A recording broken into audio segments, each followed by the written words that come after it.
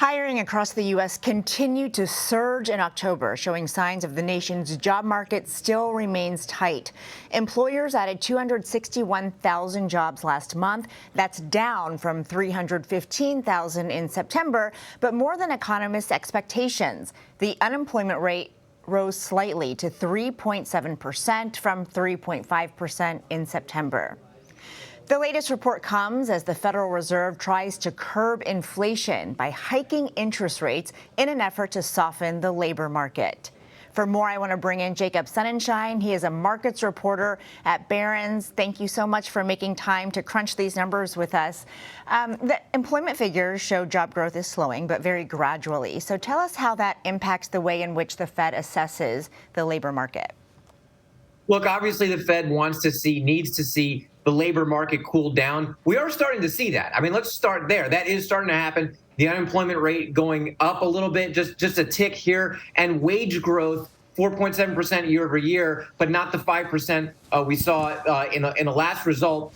But the Fed needs to see inflation actually start to come down. The expectation for CPI, Consumer Price Index, year over year for October is going to be 8% year over year, right? So this jobs report was probably one of the first few steps as an indicator that inflation is going to start to decline a little bit. But until the Fed sees inflation decline more meaningfully, way down from 8%, it's not really going to stop hiking rates so quickly. There's not going to be an abrupt pivot. Well, these higher interest rates also make it more difficult for businesses to grow. The Fed even acknowledges that monetary tightening could put many Americans out of work. So which industries are the most vulnerable here?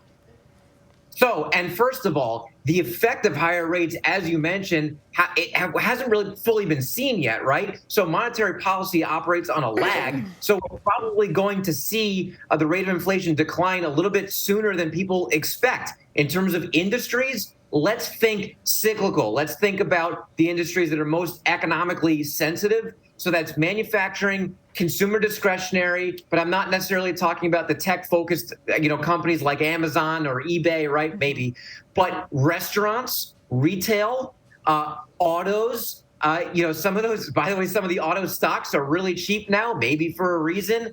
But you're going to see some of the really cyclical industries get hurt, and we just haven't seen it yet. And this happens on a lag, and it may come a little faster than most people think.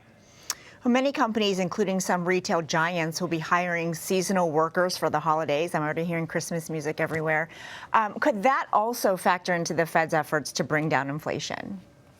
I think the Fed is aware of seasonality. I think the Fed is aware that, look, consumers today, and the holiday season is like a few weeks away, today have a lot of cash, right? So the Fed is aware that if people are in a good mood, people have some cash, they want to enjoy the holidays, they want to shop, and companies hire in order to serve that demand, the Fed will be aware that this moment in the American economy, people want to be in a good mood and they have some money to spend. But I think you want to look at spending in January and February when the party kind of dies down from that. Well, there's another Federal Reserve meeting next month, and I know people are wondering if they should expect another rate decision to come out of that. What do you think? Yeah, I mean, we're going to get either 75 or 50 basis points of a hike in December. I think, the bets of 50 or 75 are going to start to come in closer to 100%, whichever, whether it's 50 or 75, closer to the actual decision. Right now, it's really hard to say. But once again, by that moment, what's going to be really important, and it was important this last meeting, is what Powell says about policy going forward. We know we're getting a few more hikes from here. You want to hear what Powell says about the latest CPI print, about what they're seeing in terms of the rate of inflation in the next few months, and about the magnitude of rate hikes going into 2023. All right, Jacob Sonenshine, thank you so much for helping us make sense of all those numbers. Appreciate it. Thank you.